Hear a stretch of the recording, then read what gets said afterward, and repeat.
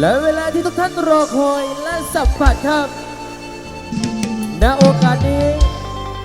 เสียงประมือนั้นต้อนรับกลับมาของนักผู้นำทีมงานสำนักงานหมอลำพร้อมเขาแต่ก็รวมกับใครเป็นของสามจุดเรคคอร์ดสตูดิโอภูมิใจนำเสนอสุดยอดประธานลำกรประยุกต์ลากสตาร์สมชายของสามจุดเจ้าของผลงานเพลงโควิดซ่าผ้าคิดหอรักษาการหัวใจควงคู่มากับสาวสวยเสียงดีพี่น้องสุกัญญายอดนภาเชิญพี่น้องรับชมได้นักบัดนี้ครับ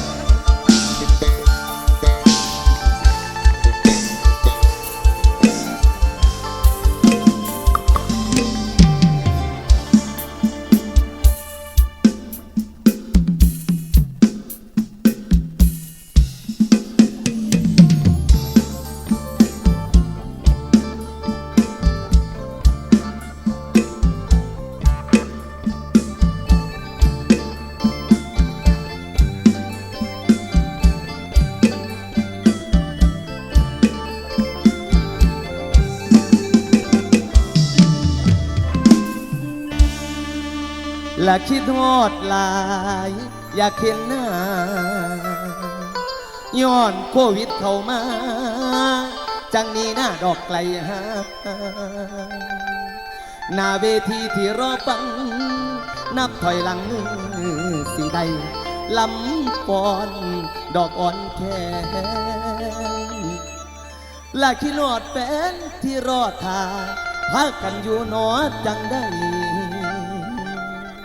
โควิดไปดึงใจมาก่อนใส่กันอยู่ริมหาสำนักงานหมอลำพร้อมเขาแท้ก่อครับร่วมกับค่ายเพลงของสามจุดเรคคอร์ดเอนเตอร์เทนเมนต์สร้างสรรค์กับผมโควิดซ่าผ้าคิดฮอดสมชายของสามจุดขอบคุณทุกแรงเชียร์ทุกแรงใส่กันแล้วกันครับ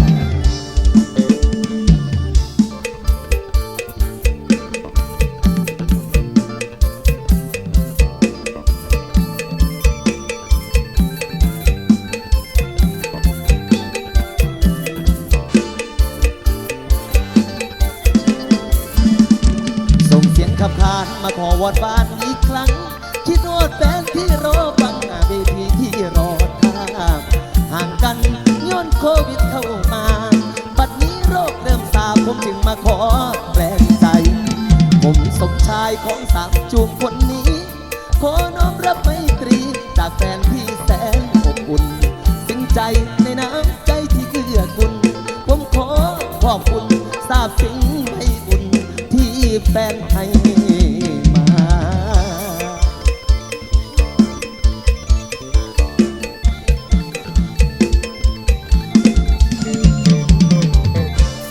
แนมไปหน้าแนมใจสมหน้าหันผ้ามวลแนมไปหน้าแลกใจสมหน้าหันผ้ามวลชิดหอดหลายหัวใจล้วนๆเข้ามาส่วนใส่กันกว่าสีดันดนไกลมาหาเป็นเวลาหลายเดือนพ่อใดทางไกลเอาเสียงล้ำมาส่งจุดมาส่งจิตหอดเข้ามาจอดบังใจห่างไกลไปนั้นจิตโหดห่างไกลไปนั้นจิตโหดมีคนจอดแทนใจหรือยังวันนี้กลับมาอีกครั้งวันนี้กลับมาอีกครั้งยังหักกันคือเก่าในโบยังหักกันจิตโหดกันบนโนสวัสดีครับ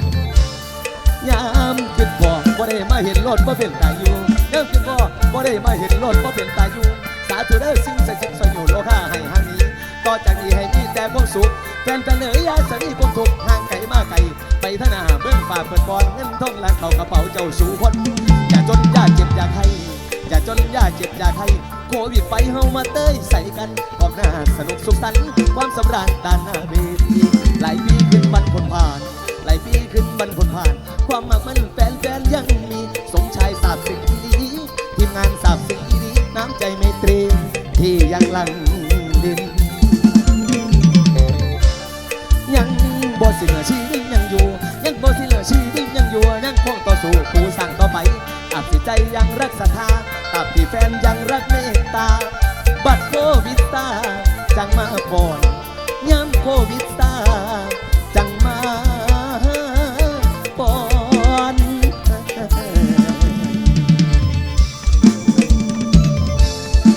กับพี่น้องสุขุมสุขคนไทยพ่อแม่ทุกท่านครับผม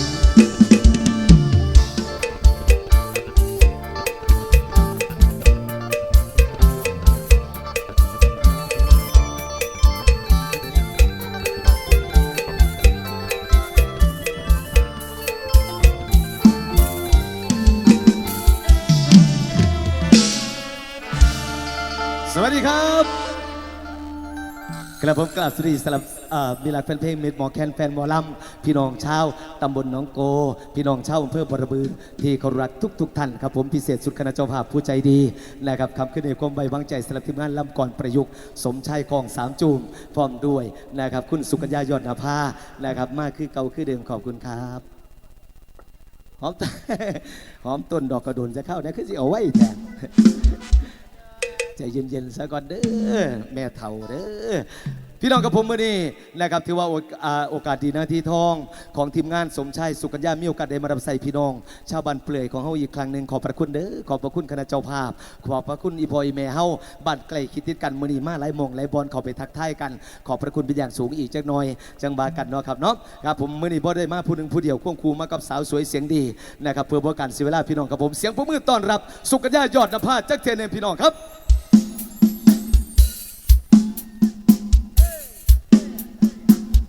สุดแดงๆนี่คือสิเป็นเจ้าภาพเนาะ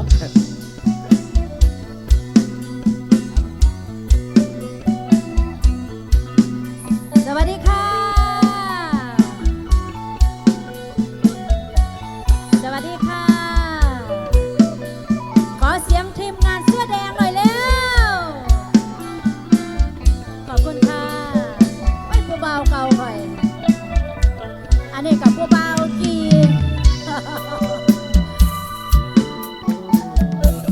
สุกัญญายอดนภา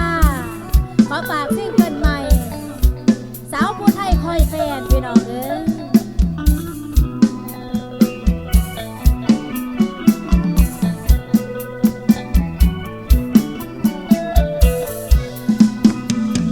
โอ้ยน้อง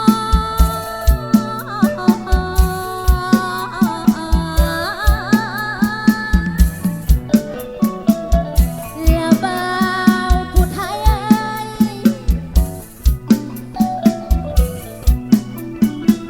โอ้น้อบ่าวผู้ไทยนั้นใจสมลงท่านลงเมืองบางกอกหลอกให้สาวบ้านนอกท่าไปลงสาเมนอยู่ใส่ละนาอายเอ้ยอายเอ้ยพวกสาวผู้ไทยใจเข้ามาวอนบุญลักไปไกลจรหวังอาวรณ์อยู่ทุกเวลาก่อนจะจากกันให้คำมั่นสัญญาปล่อยให้น้องห่วงหาบ่เห็นอายมาเยือนจากวันเป็นเดือนเคลื่อนไปเป็นปีข่าวเพราะอายบ่มีหัวใจตรงนี้มันไม่ใช่ชื่อยังจำได้ไหมคำเคยให้จากใจเตือนทำให้น้องมาลืมเลือนหรือไปมีเพื่อนผู้ใหม่เสียกลอ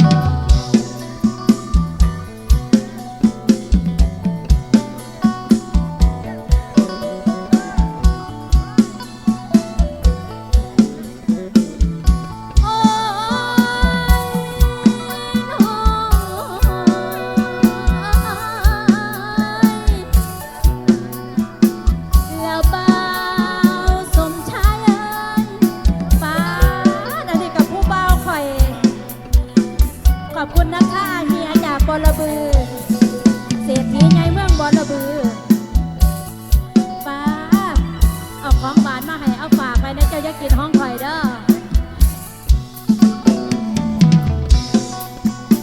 โอ้น้อจังแม่นายขี้โตน้องให้ใจมองอยู่บ่อยาโตให้น้องนั้นอยู่ท่าเป็นบ้าปงละเมอห้อยมือใดได้แต่เธอบ่เอ่ยมายามลืมแล้วบ่คนงามให้นาอยู่ทางพี่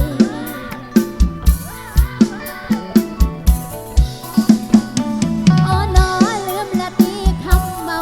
บ่เอาไผจากปากพี่วันเดือนปีผ่านคนบ่เห็นสนในตา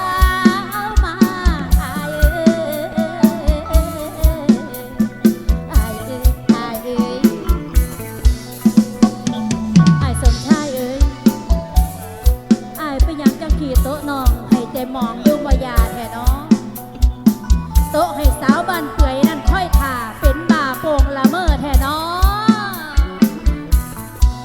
ค่อยถ่าจังไหนยังมาตามสัญญาอยู่นี่เด้ โอ้ดีชายเอ๋ยอย่าลืมเลิกคำเมา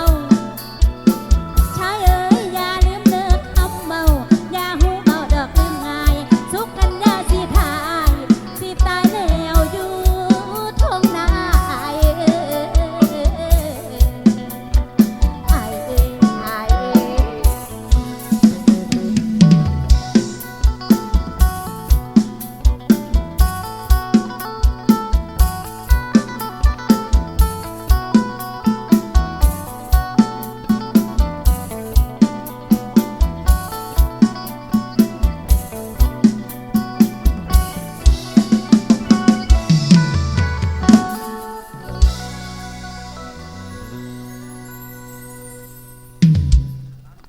ขอบคุณค่ะขอบคุณหลายๆ เสียงตบมือคือเสียงสวรรค์สิ่งสำคัญคือกำลังใจคำวันนี้สุกัญญายอนภาขอกราบขอบพระคุณคุณพ่อเจ้าภาพคุณแม่เจ้าภาพคุณพี่เจ้าภาพที่สำคัญเจ้าภาพใหญ่ใจสปอร์ตของเราวันนี้ ขอกราบขอบพระคุณท่านนายอำเภอบอระบือของเฮานำแล้วก็ท่านนายกสมชิดของเราด้วย ท่านกำนันท่านผู้ใหญ่เมื่อวานสิเป็นบ้านเปื่อยบ้านน้องตู่ ครับ เปื่อยน้องตูบโมเดล ถือว่าสุดยอดที่ดี แม่น พี่น้อง ค่ะ ครับผมท่านผู้นำของเรา ค่ะ นะครับบอกว่าจะเป็นผู้นำนะครับท้องถิ่นผู้นำหมู่บ้าน หรือว่าพอเมืองบรบือเฮานะครับก็ถือว่านะครับให้เกียรติมาในงานบ่ว่างานเล็กงานน้อยเพิ่นก็มาคือมาให้กำลังแรงใจพี่น้องบ้านเฮาให้กำลังแรงใจพี่น้องชาวอำเภอบรบือ ทุกหม่องทุกบอนครับผมนะครับ แม่ สุดยอดมากครับผม ค่ะ สุดยอดจริงๆของท่านผู้นำของเราขอเสียงปรบมือดังๆอีกสักครั้งหนึ่งให้สำหรับท่านผู้นำในพี่น้องครับ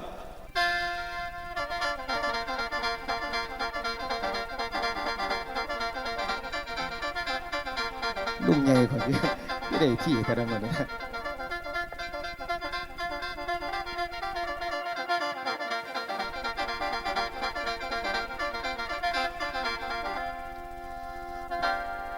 โอลาโน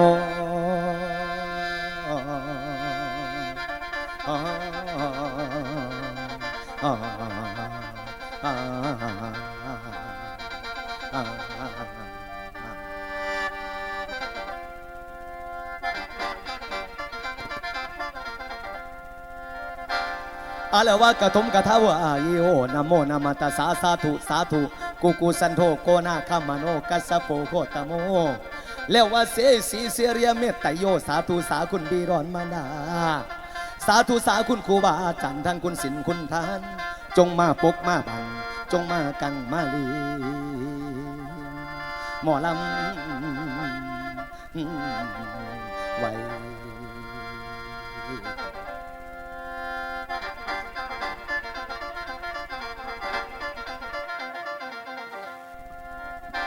โอโอละโด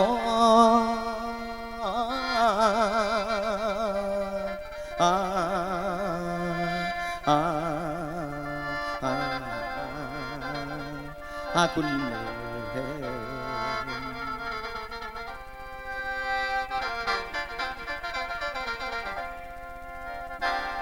เอาล่ะครับย่าแม่จังบ่มือ10 นิ้วจังบ่าสาธุเด้อข้าจักย่อมือไหว้คุณครูผู้สอนสั่ง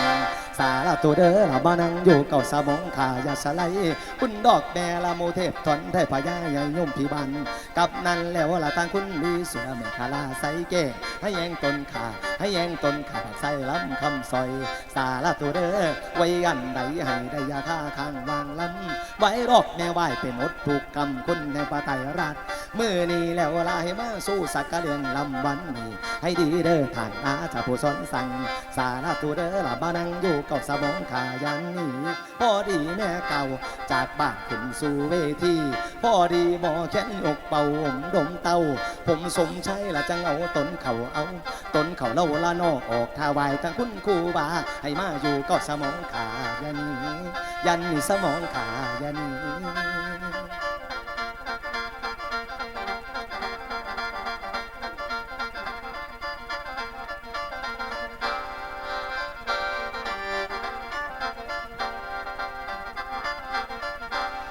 เอาละเมื่อในสาราท่านได้ทำบุญแจกจ่ายกันดอกแม่ละชวนร่วมถูกฝ่ายต่างคนเสียสละและประสงค์ต่างต่อบุญทุกคนนั้นมากมุ่งหวังสู่สุขติดีมันแม่นแดนสวรรค์และสดสบายให้ฮอ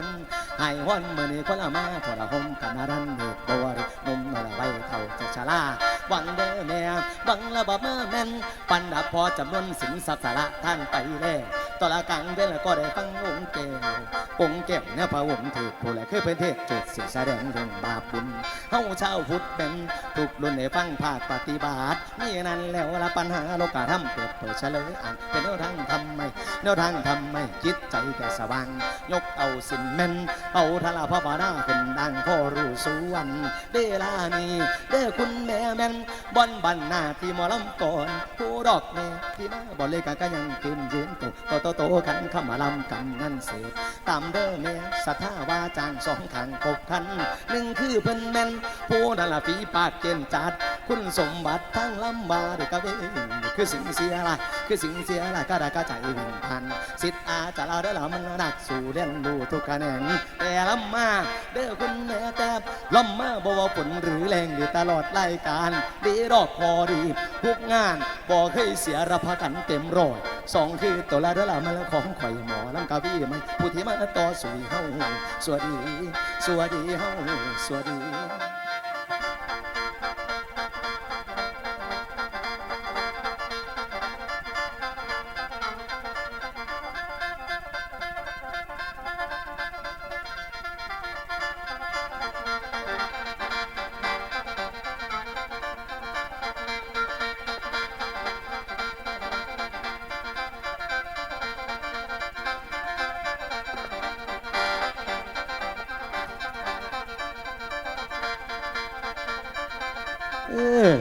ฟ้อนใส่กันจังสี่เนี่ยนะคือจังล่ำใส่กันดูมือขึ้นกับฟ้อนถือกันจังสี่อยู่มือนี่ก็ยังถือกว่าเก่าเอาค่อยเปลี่ยนค่อยไปคุณสุกัญญาขึ้นหันสูงลงหันต่ำเป็นหลักธรรมดาพี่น้องสิทธิ์ตรงไหวคู่สิทธิ์ผู้ใดบ่ระลึกถึงคุณพ่อคุณแม่คุณครูบาอาจารย์สิทธิ์ผู้นั้นสีดีเสียงไปบ่ได้รอกพี่น้องเปรียบเทียบแล้วผ้าสิทธิ์โบราณเพิ่นจังว่าเห็นห้อยพ่อให้กลมดูเห็นห้อยคู่ให้กลมใบพี่น้องยกแหลกแหกมันบางหันมันล่ำใส่แค้นฟ้อนกับฟ้อนใส่แค้นว่าเท่าไปอีแม่ขึ้นหันสูงลงหันต่ำเฮ็ดตามเหตุเก่าของหลังสมัยตะกี้แต่ก่อนรุ่นพ่อใหญ่เข่นด่าเหลาไม่ใหญ่ชวีวันดำเนินขึ้นหันมาเพิ่นกับฟ้อนใส่กันลานตาลจังสี่เพิ่นเอิ้นว่าหมอลำกรมาเมื่อนี้ถือว่าเป็นลำกรประยุกต์หากมีดนตรีมาใส่น้ำเพิ่นเอิ้นว่าลำกรประยุกต์สิ่งเครื่องเสียงกันยังไงจังสี่แหงเป็นลำกรประยุกต์แบบคอนเสิร์ตแบบลำสิ่งพี่น้องถือว่ามาเสียบสองฉลองงานให้พี่ให้น้องได้ม่วนซื่นกันยกแรกแหกบานขึ้นห้านสูงลงห้านต่ำเพิ่นว่าสิทธิ์ต้องไหวคู่สิทธิ์ผู้ใดบ่ระลึกถึงคุณพ่อคุณแม่คุณครูบาอาจารย์สิทธิ์ผู้นั้นสิดีเสียงไปบ่ได้หรอกพี่น้องเพิ่นจังว่าเห็นห้อยพ่อให้กลมดูเห็นห้อยคู่ให้กลมไหวพี่น้องยกแรกแหกบานมื้อนี้เข้าใจดีแล้วว่าเป็นบุญอย่างงั้นอย่างเป็นบุญเช่าพระนักกิจเลื่อเอิญง่ายๆว่าบุญแก่เข้าพร้อมด้วยบุญมหากฐินบุญมหากฐินเพื่ออุทิศส่วนบุญส่วนกุศลไปให้ผู้ที่ล่มเสียหายตายเสียจากไปสู่ปรโลกเบื้องหน้าดับขันหาปล่อยว่างโบเลี้ยงกฐินมีหลายกฐินพี่น้องมีกฐินลาดกฐินหลวงมีจุลกฐินโจรกฐินมหาลกฐินต่างแนวกระทำใบผิดบาใบหรือซ่ากำหนดการเขาถอดล่ำตลอดสอดแจงกำหนดสร้าง1 วันเดือน11วันนั้นเล่ม1 คำพอดีเดือน12 วันเพ่นชื่อกันกำหนดใบเล่ม1 คำเดือน11บอกให้ถอดกฐินเด้อทันกำหนดการจังสี่จำใบเรื่องกฐินเดือน12 เพ่งสิ้นเมดเฉดพอดีร่วมพิธีทอดกฐินเฉดเมดเพียงนั้นนับถึงวันงานเต่าพอดีเดือน1กำหนดถอดกฐินเพียง29 มือจำใบให้จื้อเอาองค์พระพุทธเจ้าเป็นผู้บัญญัติพี่น้องเฮ็ดบุญกฐินได้บุญจักกับจักกันอีกจะน้อยจังสิเว้าสู่ฟังบุญกฐินเป็นหยังจะได้บุญหลายกว่าบุญทั่วไปเพราะกฐินน่ะมีเขตจำกัดฉะนั้นแล้วคณะเจ้าภาพสุขูสุคนเพิ่นจะได้พร้อมอกพร้อมใจสร้างน้ำกระทำบุญกันขึ้นมาตกคำแรงมาบ่อยงานเม็ดงานมีดอกพี่น้องจึงได้ไปหาลูกหาเต่าหมอหลองหมอลำมาเสพส่องฉลองงานได้แก่หมอลำก่อนลำครูฝ่ายชายได้แก่ผู้ขาสมชัยคลอง3 จูมฝ่ายหญิงได้แก่คุณสุกัญญายอดนภา10 บันซาหาบัลลือบ่หมอลำทั้ง2นี่ลำดีลำเอ้าทั้งบัดดงมั่นกับมาตัวนี้เดี๋ยวโอ้ยพี่ดีครับนี่แหละพี่น้อง10 บ้านซาหาบัลลือว่าหมอลำทั้ง2นี่ลำดีลำมวลลำอยู่ทั้งบ้านน้องตูเนาะงานบ้านน้องตูบางบุญบางไฟมหาก็เป็นสีสาวาอยู่ไปลำอยู่เมื่อขึ้นอยู่ทั้งกันนวลก็เป็นสีสาวาอยู่ดอกพี่น้องมาลำบ้านเปื่อยเฮาเมื่อนี้จะสิเป็นสาวาหรือสิเป็นซีวีขันมันเป็นจังสีอภัยให้ว่าแก่ลานนี่แหละพี่น้องเพื่อนมาบัณฑิตยังย่อมพลาดนักปราชญ์ยังหูลงหงท้องย่อมถึกบ่วงควยบักเท่าย่อมตื่นไทยและสิเพซ่ายังได้หมอลำยาง2 ขาตั้งแต่ควย4 ขาไทยหน้าก็ยังลมเพื่อนมาตั้งแต่คมเมียแล้วแทงลงก็ยังเปิ้นมือโมเจ้าขั้นบ่จับเสให้บ่มีได้ว่าง่ายได้การร้องการลำเป็นหลักธรรมดาพี่น้องลำก่อนเป็นจังหนึ่งลำสิ่งเป็นจังหนึ่งขันลำสิ่งบ่ต้องเว้าหลายปานนี้ดอกขึ้นห่านมาเพ่งลวดเดียวบ่เข้ายากน้ำอีแม่ยากน้ำผู้เฒ่าผู้โถซื้อตาหมากแหลนย้อนคนขาคนตีกันอันนั้นมันลำสิ่งแต่เมื่อนี้ถือว่าเป็นลำก่อนสิสิ่งก่อนสิยาวสืบสานวัฒนธรรมไว้จะหน่อยคันลำก่อนสมัยเก่า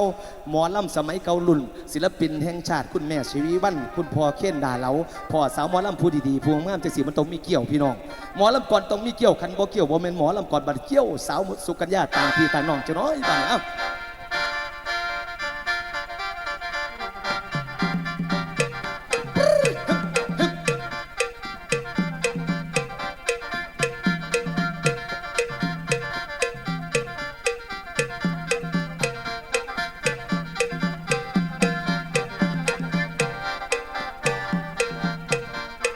ศิลปะอีสานบ้านของเรารักษากันไปพี่น้องนี่คือลำกลประยุกต์มีเกี่ยวไปน้ำมีล่ำไปพร้อมฮึบฮึบฮึบฮึบฮึบ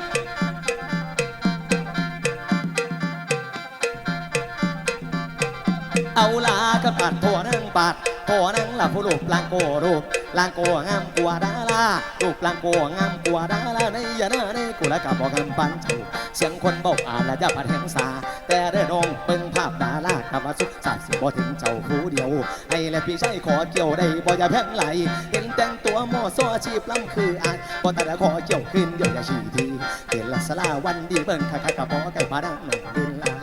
อยากไปเดี๋ยวเห็นก็อยากไปอยากไปเดี๋ยวเห็นอยากไปอยากไปเดี๋ยวเห็นก็อยากไปทำไมกลัวโจ้ในพี่จะไปอยู่คน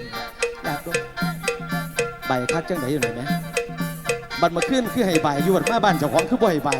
ใบหน่อยๆนะขอบคุณครับขอบคุณครับใบครับเอาเงินก่อนว่าต้องเฝ้าดอกเข้าล่ำหอดมือขึ้นเศร้าผุนละ เมื่อนี้คอยขอเถอะคอยขอย่าบายคักบายแน่เลยเถอะวันนี้เจ้าสิเพียงไปเฮ็ดหยังไปเล่นมือขึ้นเจ้ายังให้ใบให้ฮอดหอมแก้มเจ้าสิเพียงเฮ็ดหยังที่แม่จันเราบ่ว่าดอกเราอนุญาตแล้วที่แม่จันคอยบ่ห่วงปานใดเด้คอยห่วงผู้เบาเก่าผู้เห็นแม่ปาดพี่กำนันบ้านบ่ใหญ่ผู้เบาเก่าข่อยเด้เจ้าจะจับข่อยไหลเด้อเฮ็ดเพื่อพี่กำนันล่ะอยากไปเดี๋ยวเห็นก็อยากไปอยากไปเดี๋ยวเห็นก็อยากไปทำให้กลัวเจ้านานาพี่จะไปอยู่กลุ่มอยากดมเลี้ยวเห็นอยากดมนะอยากดมเลี้ยวเห็นอยากดมแต่งหน้าทาปากเหมาะสมถ้าเจ้าอยู่ในลมพี่จะดมแก้มนางใกล้ๆไหลเข้ามาสักนิดใกล้ๆเข้ามาสักนิดชิดตัวเข้ามาสักหน่อยขอจับค่อยๆได้ไหมบางจับแก้มจับคอจับคางจับแก้มจับคอจับคางจับแก้มจับคอจับคางจับแก้มจับคอจับคางเฮ้ยมันขึ้นเลยบัดมาขึ้นก่อนคือบ่ห่าวปานนี้ขึ้นก่อนกับรุ่นแม่ผมต้องเฮ้ยสูเรื่องรับเรื่องอย่ามาก็อย่าหอมเด้อกินไหมโอ้กินไหมกันมือสองมือนี่ห่าวใส่สุกัญญาครับได้เจ้านี่แปลกๆได้เจ้านี่น้องนุ่งให้น้องนุ่งเขาไว้เนี่ยเสียใจเด็ดแม่เป้าจับแก้มจับคอจับคางโอ้แก้มโอ้ลืมถ้าปอบเอ้ยแกไปไหนน้อมเขาตัวนั้นน่ะขอโทษไปให้เพิ่นตัดก็ได้ดอกจับแก้มจับคอจับคางจับแก้มจับคอจับคางจะเอากี่ละสตางค์ถ้าได้ดวงสั้นๆรักกันกอดกันจูบกันรักกันกอดกันจูบกันน้องจะเอากี่พลาพี่นั้นจะตายกดได้ไงทำไมยืนไม่ใช่นักเลงมาบังคับผู้หญิงรักจริงพี่ต้องให้เงินจริงรักจริงพี่ต้องให้เงินจริงให้น้องดูนิ่งๆน้องจริงพี่จะดึงอยากดึงเดี๋ยวเห็นก็อยากดึงอยากดึงเดียวเห็นอยากดึงกับหลังสาวตึงๆพี่จะดึงลองดูอยากเชียงหูแมนได้น้องสองนอเต้าอยากดึงเล่งเลยอยากดันเล่งเลยเห็นละฝ่าทอฟ้าอยากดันเดียวเห็นก็อยากดันอยากดันเดียวเห็นก็อยากดันถ้าเป็นผัวเมียกันแล้วพี่จะดันจนตายกินในจะเพื่อเดินง่ายกินในจะเพื่อเดินง่ายพี่จะกอดจะใบพี่จะจูบจะใบพี่มาได้จนเล่นเห็นแล้วคนเอามาแม่นไหลเด้อทวีสัตว์ห้าตัวเบิ่งบาดอยู่แม่นบาดหัวบาดกระดึกยึดฉิวหัวใจดูแลนตามงามเดงามเดงามเทงามเดงามเดงามเทน้องงามไม่แพ้กว่าดาราหนังไทยงามจริงยอดจริงชนะใจงามจริงยอดจริงชนะใจทานเจอเมื่อไรไม่อยากไปหาคุณหอมเดหอมเดหอมแตงหอมเดหอมเดหอมแตงหินเพื่อผัดเจ้ากระเด็นสวยงามมาล่ำพาใจขาดโอ้ยใจจะขาดใจขาดโอ้ยใจจะขาดมันใส่ฟ้าฟาดผ่าลงกลางหัวชายใดโน้สิได้เป็นผัวชายใดโน้สิได้เป็นผัวพี่กลัวแล้วกลัวคนหัวลุกทั่วกายไทยเอ้โน้ไทยเอ้โน้ละกันไทยเป็นปีกระเดมมือแปะเป็นปีกระเดมมือแปะเป็นปีกระเดมเป็นปีกระเดมมือแปะเอามือลองเงียบ ว้ลองเนี่ยเบิ่งเดนอไทยใบของตนไตสาสิบว่าใบของตนไตสาสิบว่าสิดอนน้ำห่วงเผาขาสีเบิ่งแทนเบิ่งแถวขาสีเบิ่งแทน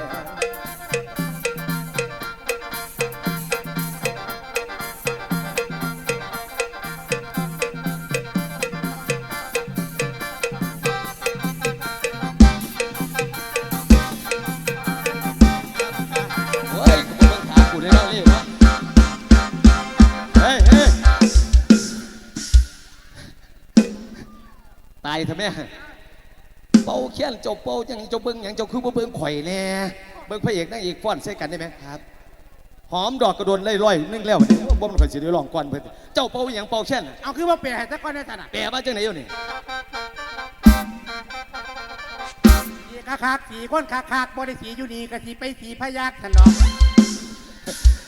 มึงสิไปตายยังพยักแต่บ้านนี้ว่าสิขึ้น2 ทุ่มยังได้ขึ้นเกือบ3 ทุ่มอยู่เล่นไหนมันเจอกันซ้ำพันพี่น้องเพิ่นกำลังตั้งอกตั้งใจเบิ่งอีแม่เฮานั่งเฝ้ากระตามาอยู่หันก็สิได้ฟังแต่ว่าสาวๆชุดแดงเสียแดงเฮาใจเย็นๆซะก่อนเด้อนะครับท่านคณะเจ้าภาพเฮาเอาเป็นละธรรมดาพี่น้องการร้องการล่ำมื้อนี้ถือว่าเบาเพื่อความเข้าใจจักหน่อยคณะเจ้าภาพสุกูสุคนเพิ่นพร้อมอกพร้อมใจสร้างน้ำกระทำบุญขึ้นมาเข้าใจดีแล้วว่าบาปมีบุญมีนรกมีสวรรค์มีเพิ่นจึงสร้างน้ำกระทำบุญขึ้นมาเฮ็ดบุญหาคุณพ่อประหยัดนะครับผมช่างยันนะครับหรือว่าพ่อตุเนาะครับเนาะนะครับอุทิศส่วนบุญส่วนกุศลไปหาพ่อตุพร้อมด้วยคุณแม่พันศรีช่างยันนะครับผมเมดาเฮานะครับพร้อมด้วยคุณพ่อประวัตินะครับดวงลีนะครับคุณพ่อกับด้านปอวาสันนะครับเนาะท่านคณะเจ้าภาพเพื่อนได้เฮ็ดกองบุญกองกุศลอยู่ทรงดวงวิญญาณทั้ง3 ดวงนี่ขึ้นสู่สวงสวรรค์สันป่าบ้าจังไดคณะเจ้าภาพหลายคู่หลายคนนำโดยคุณแม่อ่อนศรี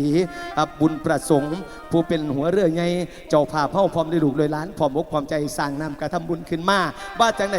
นี่แหละคณะเจ้าภาพเอ๋ยคุณแม่อ่อนศรีเอ๋ยหมายความว่าเมื่อในศรัทธาสั่งเจ้าภาพเอ้ยมือในศรัทธาสั่งกุศลทานขังยิ่งใหญ่โอ้ยนอเพิ่นสำเร็จเรียบร้อยหลายล้นแต่ขาทานจึงบอกไปทุกกรรมจึงบอกไปทุกกรรมญาติมิตรสนิทกันมีบุคคลสำคัญมากมายนอหลายท่านมาร่วมงานเล่านี่เป็นสักขีขังยิ่งใหญ่โอ้ยน้องพี่น้องไกลบ้านไกลก็มารวมเป็นห่วมนำเป็นมงคลเลิศล้ำแม่ระยองเอ๋ยเป็นมงคลเลิศล้ำฤทธเดชลือชาความเหลี่ยมใสศรัทธาพี่น้องมาโนพุนคำมีหมอลำก่อนนี่มาลำแบบยุคใหม่ได้แก่ผมสมชายน้องสุกกัญญามือนี่มาลำมีดอกสอยงานท่านเจ้าภาพทุกท่านท่านเจ้าภาพทุกท่านศรัทธาใหญ่ใจเด็ดเพิ่นสำเร็จมโนนึกบ่ดังความน้อหมายไว้ได้พร้อมใจกันสร้างเจ้าภาพเอ๋ยได้พร้อมใจกันสร้างกุศลทานนอแจกจากเพื่ออุทิศหาดวงวิญญาณคุณพ่อประหยัดคุณแม่พันศรีช่างยันพร้อมด้วยคุณพ่อประวัติดวงลี่ผู้เล่าตายในมือนี้ผู้ได้เห็นเพิ่นกะเบาผู้ได้เห็นเพิ่นกะเบาศรัทธาเจ้าจังแม่นงามว่าน้อยายโอ้ยน้อยนา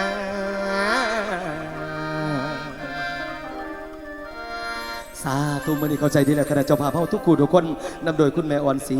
นะครับบุญประสงค์นะครับพร้อมโดยคุณแม่ละยองนะครับผมมาดเลื่องหรือว่าสิเป็นคุณพ่อคุณแม่บุญถมคุณพ่อบุญโฮมทองดี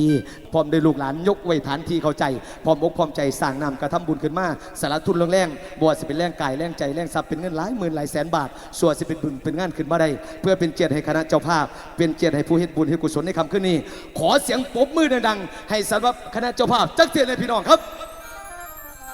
ขอบพระคุณครับให้ยุ่ยยิงๆเด้อพี่น้องเด้อคิดสิใดปรารถนาสิใดสมความมุ่งมั่นปรารถนากันแล้วกันครับยกแรกแห่งมันคอยเปลี่ยนคอยไปสกอนหมอลำก่อนรักษาประเพณีก่อนสิสิ่งก่อนสิยาวนะครับผมต้องไหวอ่อนโยคู่ประกาศสถานและก็ต้องเกี่ยวจบแบบลำก่อนประยุกต์สมัยตะกี้ตะกอนเป็นจังไหนลำก่อนประยุกต์แต่10-20 ปีขึ้นหลังผู้ขาลำเป็นจังไหนลำเจ้าหน่อยบ้างฮึบฮึบฮึบฮึบ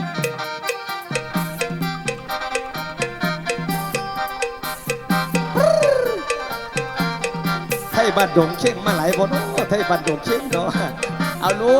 กเฮ้เฮ้เฮ้บ้านนนทองอยู่ทางไหนบ้านนนทองเฮ้เฮ้เฮ้เฮ้เฮ้เฮ้เฮ้เฮ้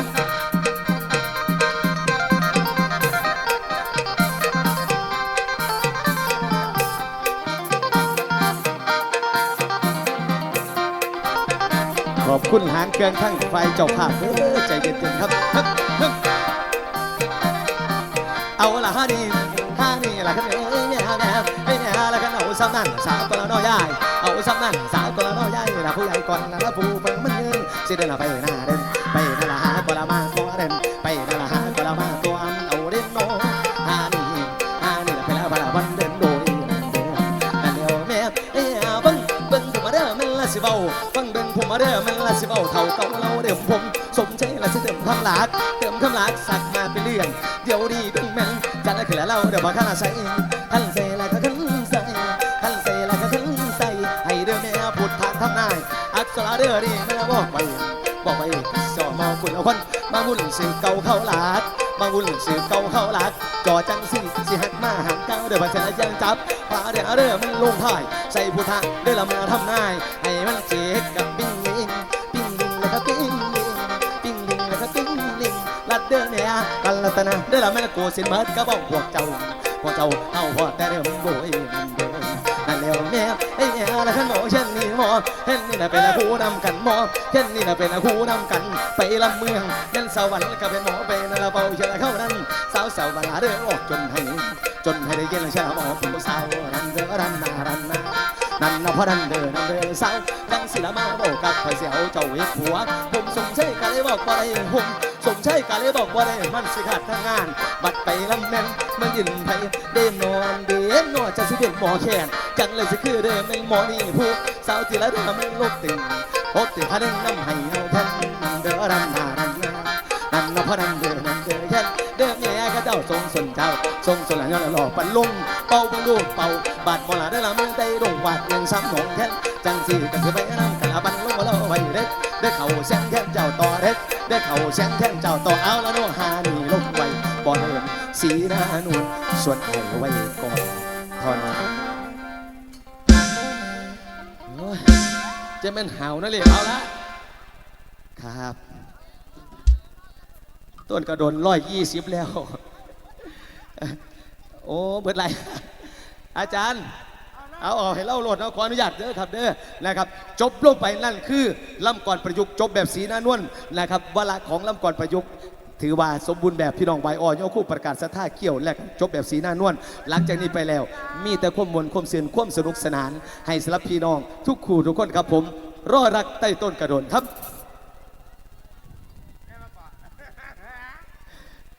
บอแม่แล้วขอดูแล้วนะครับ120 บาทแล้วและแต่นับเบิ่งอยู่ใน120แล้วเที่ยวละ20 ขออนุญาตจัดให้ก่อนครับขอบคุณครับแม่ขอบคุณครับขอบคุณครับแม่ขอบคุณครับ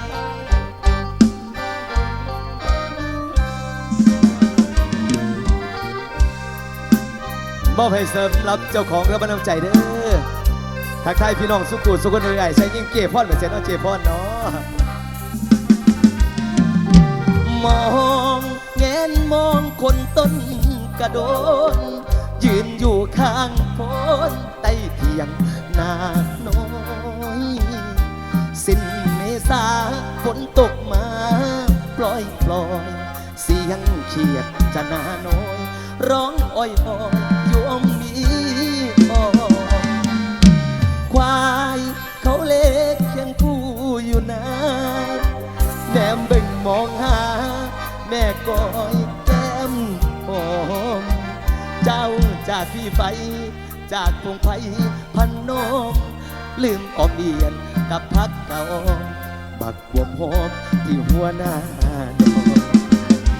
ไปไต่เฉียดด้วยกันเมื่อคืนเดือนมือโอ้ไม่ยอดอยากเจอหวานจับใจบ่มีพายพร้อมไล่คุบเฉียดน้อยพลาดไปโดนแก้มงามงอนที่อยากถูกเจ้าคอนสุดสวรจริงๆแก้วตาเอ็นหลังพิงคนต้นกระโดนอยากโตนโพนให้ตายซ้ำตาอยู่ทำไมอยู่ก็อายเขียดจะนาเกิดมาด้อยวาสนาหากครั้งเดียวก็ช้ำชอกใจขอบคุณครับขอบคุณพี่น้องสุขุมสุขขอบคุณทุกแรงเชียร์แรงใจขอบคุณทุกกำลังใจที่มีให้สมชายสุขญาด้วยดีเสมอมาขอบคุณอีพออีแม่ทุกหม่องทุกบอลเด้อทักทายพี่น้องน้องแก่น้ำเด้อและครับบ้านคอ2ห้องน้อยนะครับผมบ้านนนทองนะครับบ้านเปื่อยน้องตูพี่น้องตำบลน้องโกพี่น้องบอระบือทุกหม่องทุกบอลครับไปไต่เฉียดด้วยกันเมื่อคืนเดือนมือ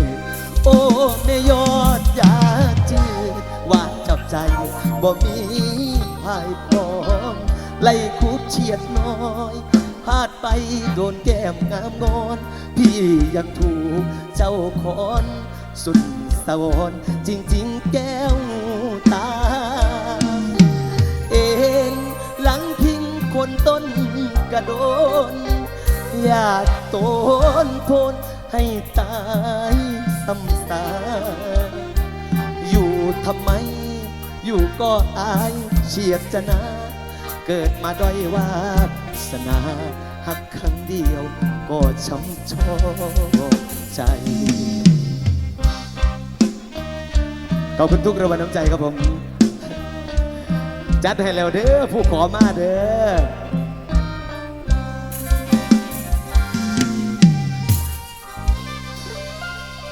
หนึ่งผลงานเพลงซ่าๆผ่านไปตามคำขอกับผมทักทายพี่น้องเช่าตำบลหนองโกพี่น้องบ้านเฟือยพี่น้องบ้านใกล้คิดถึงกันทุกหม่องทุกบอลพี่น้องเช่าอำเภอบอระบือทุกท่านขอให้มีความสุขกันทุกผู้ทุกคนขอบคุณสำหรับคณะเจ้าภาพขอบคุณสำหรับพ่อครัวแม่ครัวให้การต้อนรับคำสู้เป็นอย่างดีพี่น้องทุกหม่องทุกบอลถือว่าเป็นกำลังใจอันล้นหลาม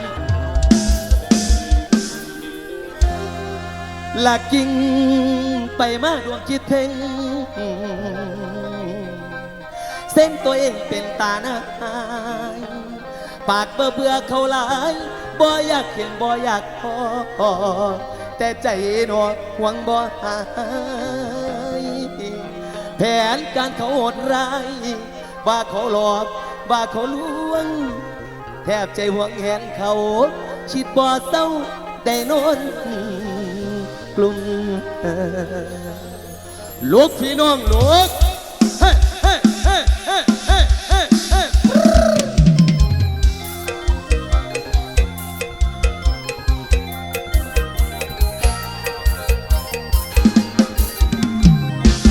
ดวงใจ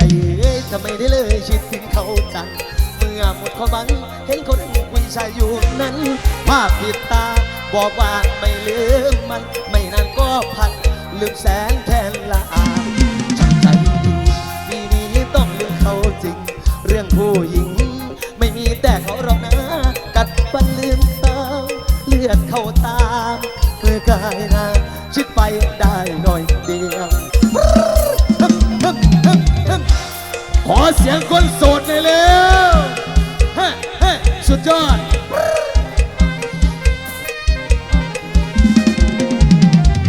นี่แนวเกี่ยวหัวใจของคนห่างแล้วสังคมเมื่อผมคือลูกคนลิงนั่นฮะบาดเป็นยันนอนมุกกัดไม่มาหมาดเจตะเบิกกำกังสวงมาเสจอยล้มละน้อยกับพี่ขึ้นหากเต็มขอบมันยังบ่ได้จะมาก่อนยางนอนวอนให้เธอเมตตาเธอจะรักมากที่ฉันห่วงเธอหวังฉันซ้ำสวงไม่มาทวงแต่มาขอคืนยิ้มหน่อยนะเธอจ้ายิ้มหน่อยนะอย่ารีบปัดอะไรไม่เตรเจ้าแค่แก้วเหตุประดับเชมเมปากเธอนี้เมื่อไรไม่มีเชวาละบันละเมาอีมาโว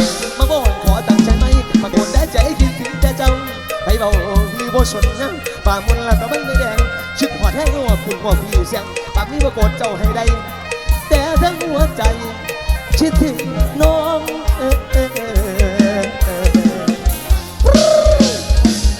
ให้ดงมันให้ดงมันสู่พระให้ดงมันเด้อพี่รู้แน่มีสิ่งแค่เพียงคิดถึงถ้าจะหึงก่อนถึงได้เพียงลมเขาคุยน้องแล้วกลางคืนนอนศพตาเอ้ยสุดจะคมเพราะคนต้มรับไม่รู้สักทีเพียงคนจนนั้นสิทธิ์ไม่ได้เพียงนี้ได้แต่น้อยใจเสียใจมากกว่านี้เพราะผมนั้นท่านไม่ให้ดูแก้ใจหาทางออกเองบอกหัวใจตัวเองอย่าบังเดงหลอกตัวเองให้นอนมีสิทธิ์แค่นี้จะวิงวอนกว่าจะนอนแสนทรมานมาดีพี่พรครับเป็นหน้าด่านเจนดองสมสูเป็นหน้าด่านเจนดองสมสูใจจู่ว่าสินเจ้าบ่มีในโลกนี้แม่นเจ้าฮักมาไหนบ่ไปนอนเชียงบ่มีเป็นไรฮักมาไหนว่างสิใบเพื่อมันเจ็บบ่เปลี่ยนก็ฝันเจ้าสิได้บ่มีมาถึงบ่ได้เศร้านอนอย่าหวนอย่าชวนทอระนุ่มเดินไปอย่าไปว่าจะเข้าหากฝันอย่าไปว่าจะได้เชิญชวนอย่าได้หวนจะได้ดังใจได้กอดคนที่ตัวรักจะได้พักในห้องแจ่มใสจะได้หวัดคุยให้ใครต่อใครว่าดูใจที่รักกันมีสิทธิ์ยังคิดถึงก็พอนี่หนอเป็นแค่เพียงความฝันกำแพงรักเป็นสิ่งกีดกันแม้สวรรค์ไม่เข้าข้างทางเลยขอบคุณพี่พรและขอบคุณนะครับผมคุณพี่นัทจากบ้านขอด้วยเด้อ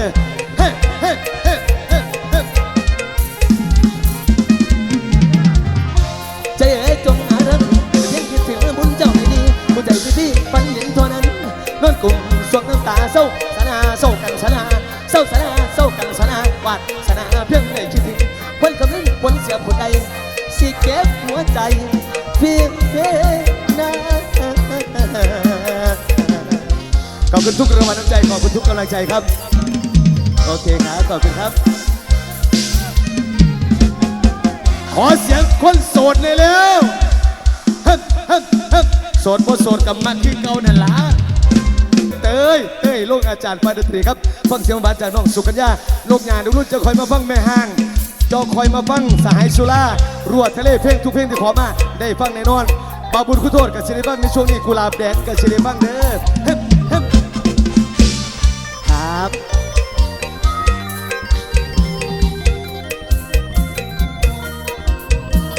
ขอบคุณทุกแรงเชียร์แรงใจขอบคุณทุกกำลังใจด้วยครับ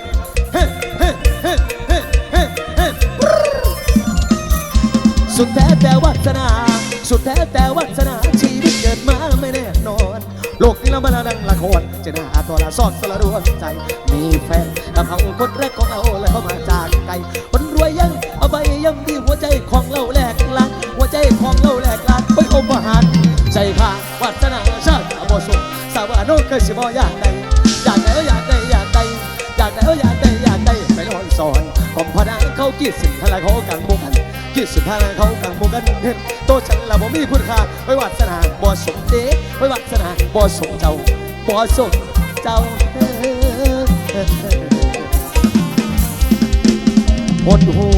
อยู่อย่างผู้แพ้สุดแท้แต่วาสนาวันใดละควังใจมนมองนวลน้องต้องน้ำตาพี่เองละเฝ้าหาวันนาพี่เองละเฝ้าหาวันนารอรักกันได้จากเป็นคนรวยมาดังเปิดสวยพี่สวยเขาเป็นคนรวยไอ้ไม่ชนะวัดชนะชาติชีไลชีไลชีไลชีไลชีไลชีไลชีไลสิตายจริงกาเสียหัวไม่หวั่นกลัวเพราะกลัวเจอกับผู้หญิงใจดำเขาทำไม่หมดประทับประคองหัวใจไว้หัวใจไว้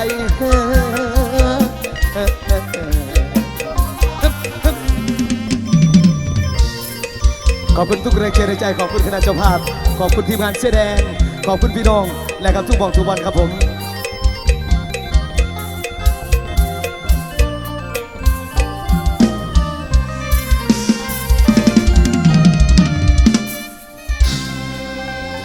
อบคุณครับโอ้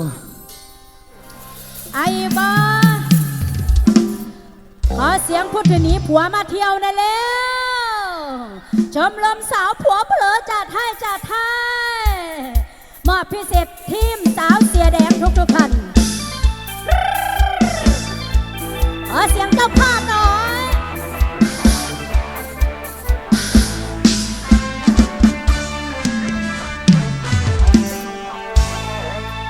สา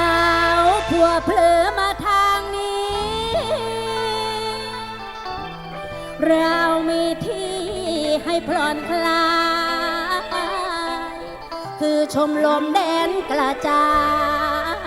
ยบ่ต้องอายให้ออกมา ความสุขมีหากต้องการบ่ต้องยานผัวสิดาบ่เพื่อนลูกกับผัวคอยอยู่นี่คอยมวนเกือบตายลูกกับผัวอยู่บ้านกินขี่สร้างแม่มันอย่าเสียมัวเกรงใจง่าสู่กันอย่ามาให้เฝ้ามัวชา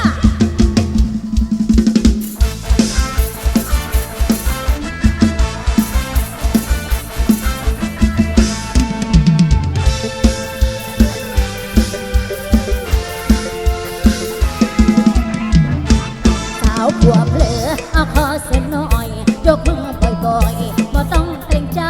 แต่งงานหลายปีบ่มีอะไรคนในบาทรับใช้สามีเรื่อยมาถึงวันนี้ขอมีทีหน่อยความเครียดกลัวกันบ้างเถิดนะมาเต้นอาหารให้มันเฮฮาชีวิตชีวากระชุ่มกระชวยใครเหงาใครทุกข์ลุกขึ้นมาปวดผู้นำพามวนจะให้รวยๆมาเต้นอาหาร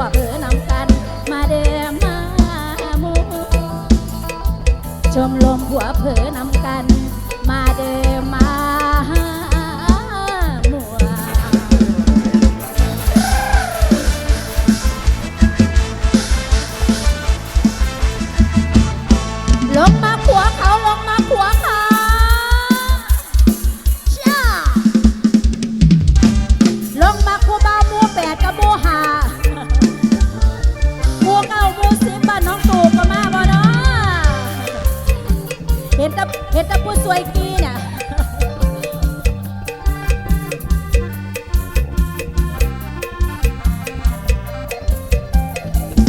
ลงหักงามงอนก็รู้มาก่อนมาน้องมีผัว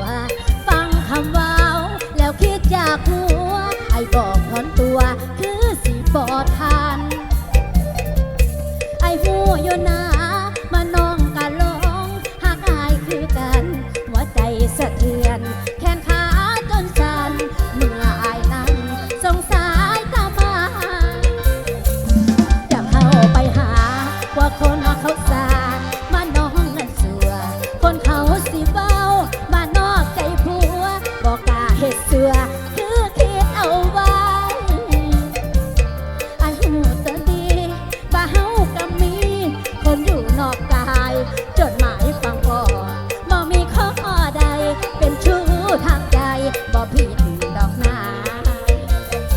หลงหากผัวเขา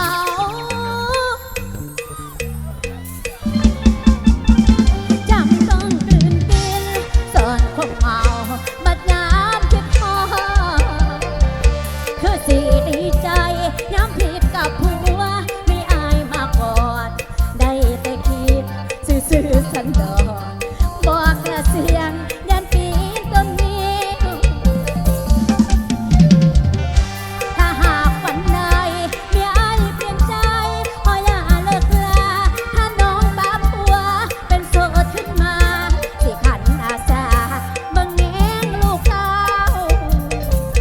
ซอยกันเฮ็ดสร้างไอเป็นพ่อห้างน้องกาสิเอาเรื่องอดีตสิบ่เอ่ยเว้ายินดีฮับเอาอายมาปิดตัว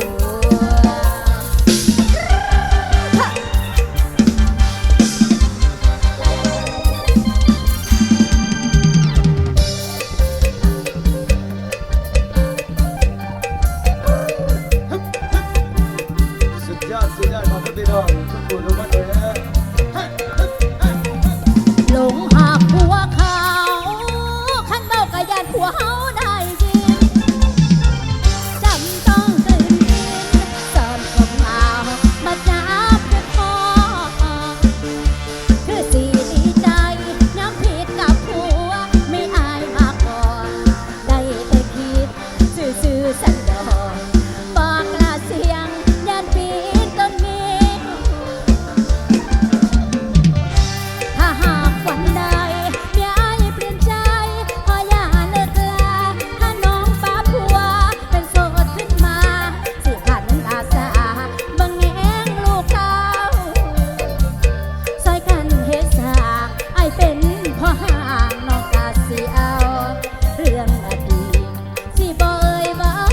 ยินดีฮับเอาอายมาเป็นผัว ขอบคุณน้องอ้อคนสวย เปลี่ยนทรงผมใหม่มาคือสาวสำน้อยแท้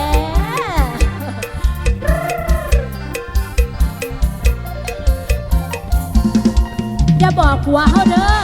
บ่าเฮาฟ้อนหน้าห้านเด้อเนี่ยฮอดบ้านโตไผโตมันเด้อ รู้กันคอยเป็นห่วงตาปากี้น่ะนะสิไปยามด่างไหมบ่มื้ออื่นเช้า เช้า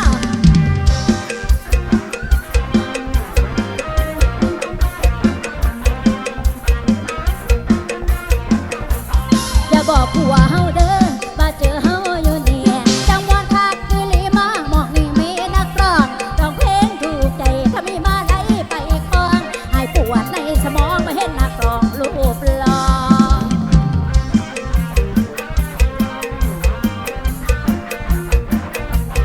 อย่าบอกผัวเฮาเด้อมาเจอเฮากินเหล้าน้ำได้อกอังเอาอยากเอาเหล้าให้ลงคอฟังท้ายความกลุ่มที่สุขหัวใจ